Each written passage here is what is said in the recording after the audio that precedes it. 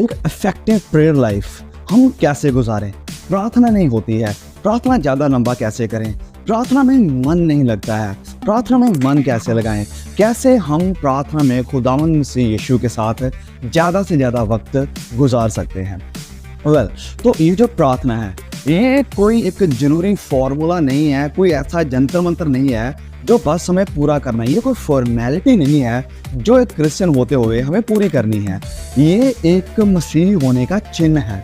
Yes, एक सच्चे मसीह होने का ये चिन्ह है। तो आने वाले दिन में हम एक वीडियो लेकर आ रहे हैं that what are the fruits of a true Christian. So उसमें हम इस चीज़ को लेकर बात करेंगे। लेकिन ये भी एक बहुत बड़ा चिन्ह है एक सच्चे मसीही की ज़िंदगी में कि वो प्रार्थना वाला जीवन गुजारता है। सो प्रार्थना हमारी ज़िंदगी का एक अहम हिस्सा है। यस, प्रार्थना और वचन पढ़ना और तीसरी बात fasting. These are the 3 weapons of a Christian to develop a healthy Christian life। कि अगर वो एक अच्छी मसीही ज़िंदगी इस दुनिया में रहते हुए गुजारना चाहता है, अगर वो प्रभु यीशु मसीह की मर्जी को पूरा करना चाहता है और वो एक आत्मिक ज़िंदगी में ग्रो होना चाहता है, तो ये वो 3 हथियार हैं जो हमारे लिए बहुत ही ज़रूरी है। प्रार्थना, उपवास करना और वचन को पढ़ना। तो आज हम बात करने वाले हैं प्रार्थना के बारे में कि एक इफेक्टिव प्रेयर लाइफ हम कैसे डेवलप करें अपनी ज़िंदगी में। तो आज हम 3 चीज़ें सीखेंगे जो कि आपकी बहुत ही मदद करेंगे कि आप एक इफेक्टिव प्रेयर लाइफ अपनी मसीह ज़िंदगी में डेवलप कर सकें। ऑलराइट, तो चैनल को अगर आपने सब्सक्राइब नहीं किया हुआ सब्सक्राइब जरूर कर दें और साथ में बेल आइकॉन को दबा देना ताकि हर नए वीडियोस का अपडेट आप तक पहुँच सकें। चलिए इस वीडियो को शुरू करते हैं।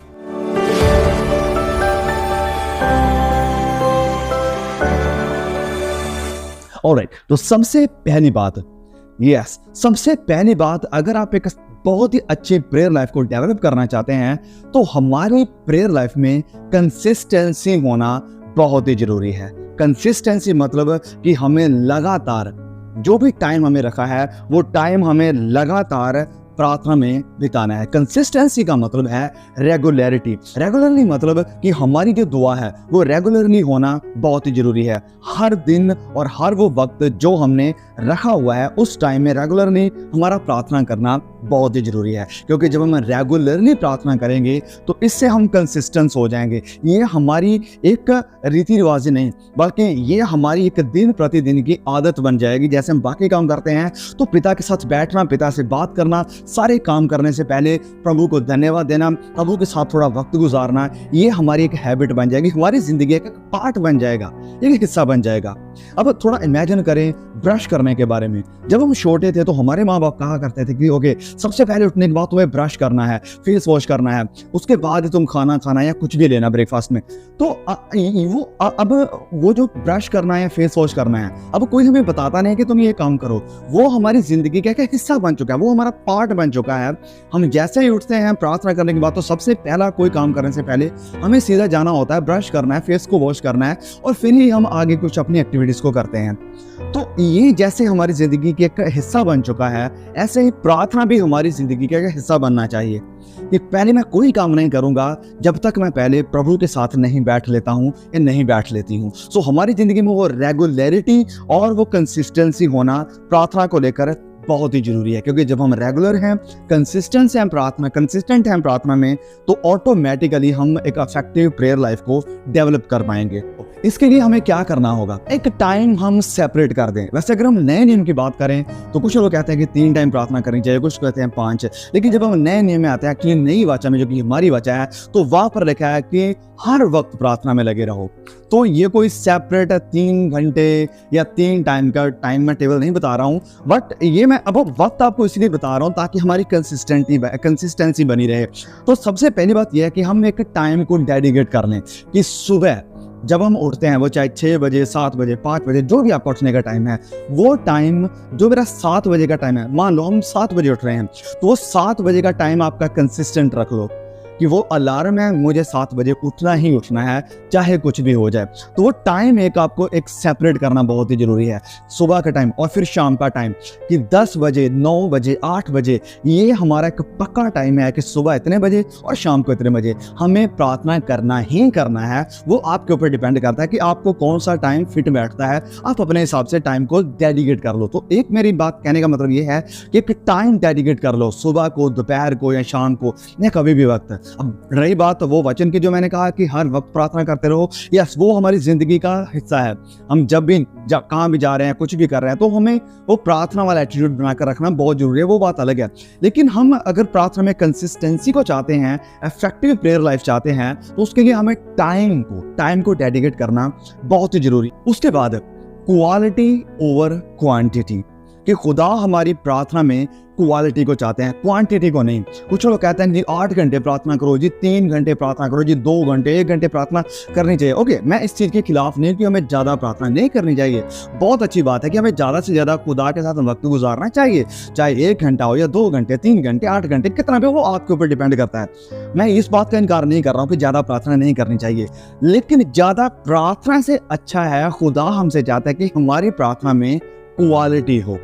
यस, हमारी प्रार्थना में क्वालिटी का होना बहुत ही जरूरी है।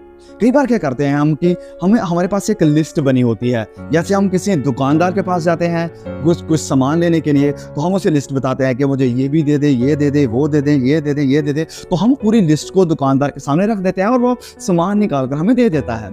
तो ऐसे ही कई बार हम भी बहुत सारी लंबी लिस्ट को लेकर प्रभु के सामने आते हैं, लेकिन this is not a right way to prayer. ये जो लिस्ट खुदा को बताना है, ये प्रार्थना नहीं है। खुदा हमारी प्रार्थना में क्वालिटी को चाहते हैं। हम कोई फॉर्मूला नहीं है जो खुदा के सामने रिसाइट कर रहे हैं, हम कोई ऐसा जंतर मंतर नहीं है जो खुदा के सामने पढ़ रहे हैं, ये कोई मंत्रा नहीं है। ये इस बात को समझ लीजिए कि प्रार्थना कोई मंत्रा नहीं है जो हमें बस रटा हुआ है और उसे खुदा के सामने बस बोल देना है, जितना जल्दी हो सके, जितना ज़्यादा टाइम तक हो सके, जितना इसे लंबा खींच सकें खींचो, ताकि हम बता सकें कि हम इतना घंटा प्रार्थना कर रहे हैं। नहीं नहीं नहीं नहीं, this is not a prayer. प्रार्थना में हमारी क्वालिटी होना और प्रार्थना में जान होना बहुत ही जरूरी है। अब मैं आपको एग्जांपल देता हूँ। ये देखिए, एक छोटा सा फ्लावर है। अब इस फ्लावर को देखकर आप भी क्या कहेंगे? आप भी यही कहेंगे कि एक फ्लावर है, लेकिन ये एक बनावटी, एक आर्टिफिशियल फ्लावर है। अब कोई भी मधुमक्खी आकर या कोई भी ऐसा फ्लाइंग बर्ड आकर इस फ्लावर के ऊपर नहीं बैठेगा ताकि इससे उसे कुछ खुशबू मिल सके, क्योंकि इसमें ना तो खुशबू है ना इसमें जान है जिससे कि इस मधुमक्खी को या मक्खी को कुछ मिलेगा। बस ये एक बनावटी फ्लावर है, बनावटी आर्टिफिशियल फ्लावर है। इसमें कोई जान नहीं है, इसमें कोई खुशबू नहीं है, इसमें कुछ भी नहीं है, बस ये दिखने में फ्लावर है। तो मैं आपसे पूछना चाहता हूँ कि क्या आपकी प्रेयर लाइफ भी इस फ्लावर के जैसे है? बड़ी खूबसूरत लगती है, बड़ी लंबी लगती है, बड़ी लगता है कि बड़ी आप प्रार्थना करते हैं, लेकिन इसमें कोई जान ही नहीं है, इसमें क्वालिटी ही नहीं है, इसमें कोई खुशबू ही नहीं है। ये मधुमक्खी आए और इसके ऊपर बैठे और एंजॉय करे कि हमारे परमेश्वर के सामने ये एक धूप की तरह कुर्बानी चढ़ाई जाए। क्या आपकी प्रार्थना में जान है? ये बस आपकी प्रार्थना आर्टिफिशियल है, ये बनावटी प्रार्थना है जो बस आपने सीखी हुई है, जो आपने रट्टा लगा रखी है। तो ये जो रट्टे वाली प्रार्थना है, ये खुदा को पसंद नहीं है। हमारी प्रार्थना में जान होना, क्वालिटी का होना, खुशबू का होना बहुत ही जरूरी है। अगर हम खुदा के साथ सच में प्रेयर लाइफ को डेवलप करना चाहते हैं, तो सबसे पहली बात है कि आप क्या करें। देखिए, आप खुदा के जो भलाइयाँ आपके साथ की हैं, जो प्रभु ने आपके लिए किया है, उन सब चीज़ों को याद करें और उन सब चीज़ों के लिए आप खुदा को धन्यवाद दें। किसी ऐसे देवी देवता के सामने जैसे बैठकर मंत्रा को पढ़ना नहीं, ऐसे प्रार्थना करें, क्योंकि वचन में हमें कहा गया है कि वो हमारा पिता है। तो जैसे आप पिता के सामने बात करते हैं, जैसे आप पिता के सामने बिहेव करते हैं, कम्युनिकेशन करते हैं, वैसे ही हमें भी अपने खुदावंद परमेश्वर के सामने कम्युनिकेट करना है। प्रभु यीशु के थ्रू हम जाते हैं और हमें कम्युनिकेट करना है।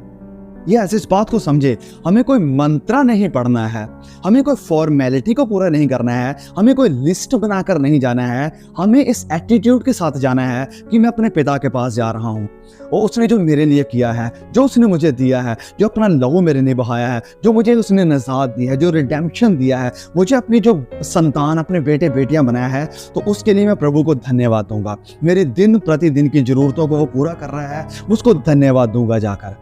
तो इस बात को समझिए, लिस्ट नहीं वरन क्वालिटी खुदा के साथ बताएं। क्वालिटी टाइम प्रभु के साथ बिताना बहुत ज़रूरी है।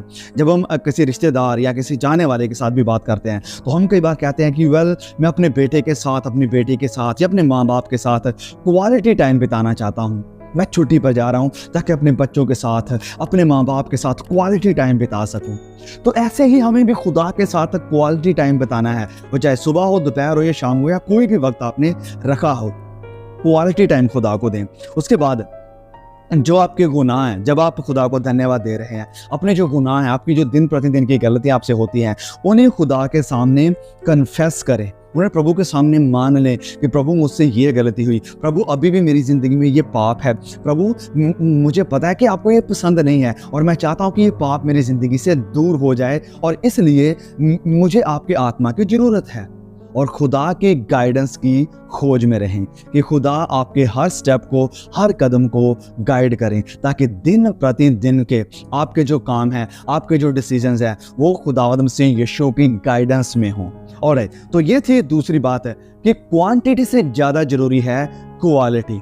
अगर आप 1 घंटा प्रार्थना में बैठे हुए हैं और उसमें से 45 मिनट आपके विचार आपके घर के बारे में थे, आपके काम के बारे में थे, आपके अपनी कई पर्सनल जो स्ट्रगल्स हैं उनके बारे में थे, आपके फ्यूचर को लेकर थे, आपकी योजनाओं को लेकर थे, आपके बच्चों को लेकर थे, आपके माँ बाप को लेकर थे, आपकी मैरिज को लेकर थे या किसी भी तरह की चीज़ों को लेकर थे, अगर वो 45 मिनट इन सब चीज़ों को लेकर थे या 40 मिनट या 30 मिनट, तो वो प्रार्थना का कोई फायदा नहीं है।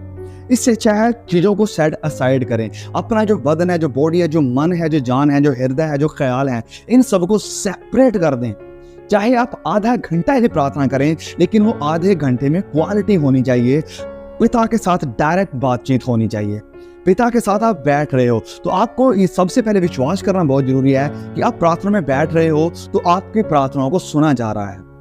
मैं क्या आपको एग्जांपल देता हूँ, जब हम किसी को फ़ोन करते हैं तो फ़ोन जब हम करते हैं तो सबसे पहले हम हेलो बोलते हैं और हम हेलो बोलते रहते हैं जब तक आगे से कोई रिस्पॉन्स नहीं आता है।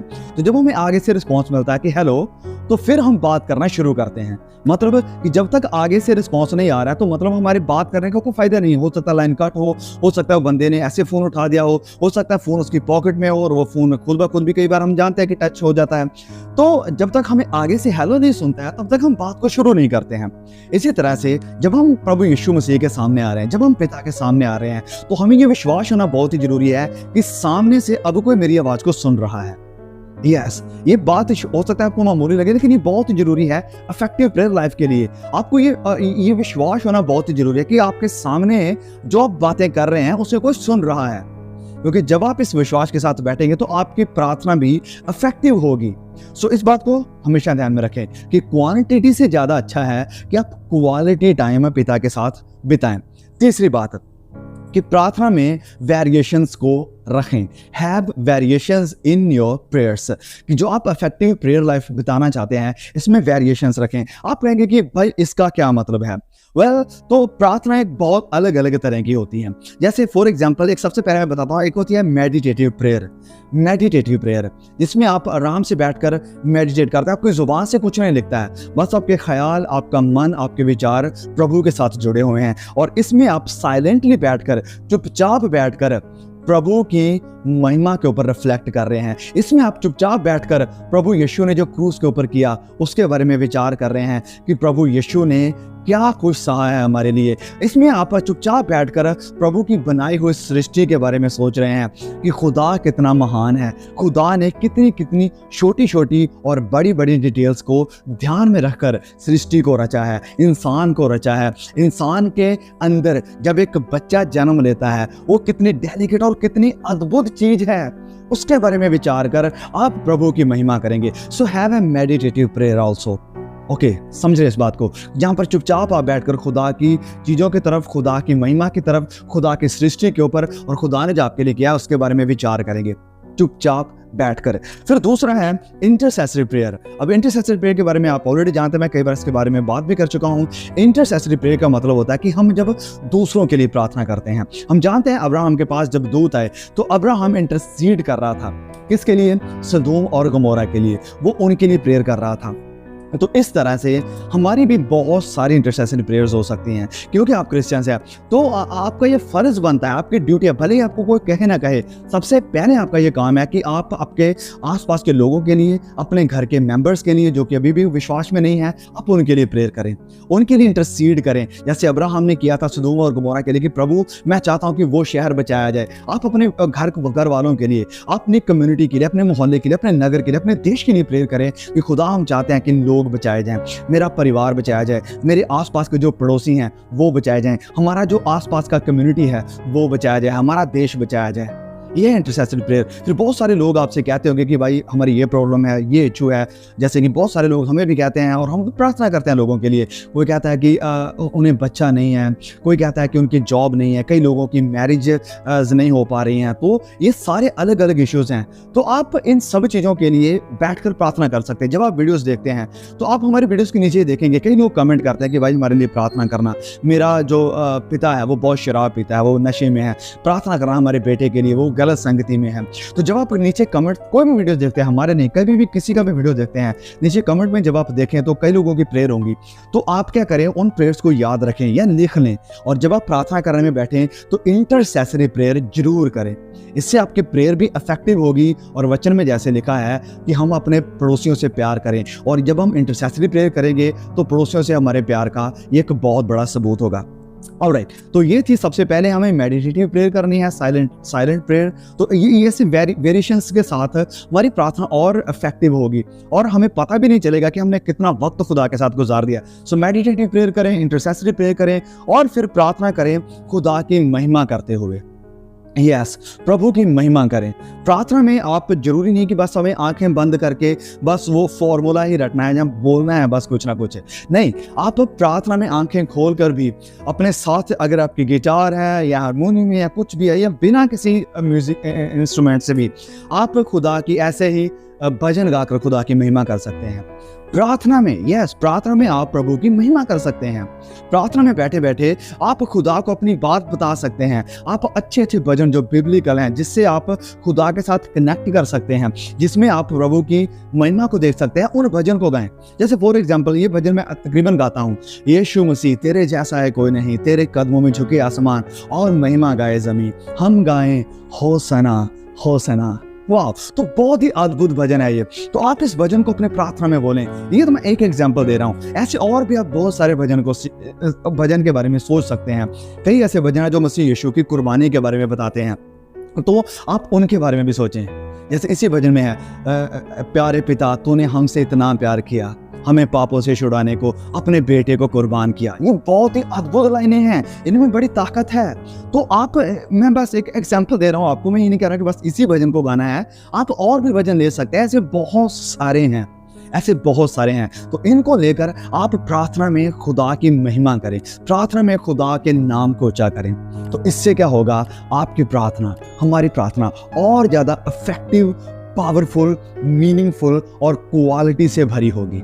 ऑलराइट, सो आई होप कि ये जो 3 पॉइंट मैंने आपके साथ शेयर करे हैं कि हमारी प्रार्थना में कंसिस्टेंसी होना बहुत ही जरूरी है, ये रेगुलर होना बहुत जरूरी है। ऐसा नहीं कि चलो आज कर ले फिर देख लेंगे, आज मुझे काम पड़ गया छोड़ो, नहीं, कंसिस्टेंसी जरूर रखें प्रार्थना में अगर आप इफेक्टिव प्रेयर लाइफ चाहते हैं। दूसरी बात है कि क्वालिटी चाहते हैं खुदा कि आप क्वालिटी टाइम उसके साथ स्पेंड करें, ना कि क्वांटिटी कि आप इतना टाइम खुदा को दे रहे हैं। तीसरी बात है कि प्रार्थना में वेरिएशंस को रखें। यस, प्रार्थना में वेरिएशंस को रखें, मेडिटेशन करें, प्रार्थना में आप इंटरसेसरी प्रेयर करें, दूसरों के लिए प्रेयर करें, और फिर प्रार्थना में ही आप प्रभु की महिमा भी करें। ऑलराइट, सो आई होप कि ये जो मैसेज है, ये जो आज का वीडियो है, ये आपके लिए एक बहुत बड़ी मदद करेगा ताकि आप एक इफेक्टिव प्रार्थना से भरी हुई जिंदगी गुजार सकें। Please share the message with all your friends. हमारे सभी मुसीबत बहनों के साथ इस वीडियो को शेयर जरूर करें। सी यू अगेन, आमीन।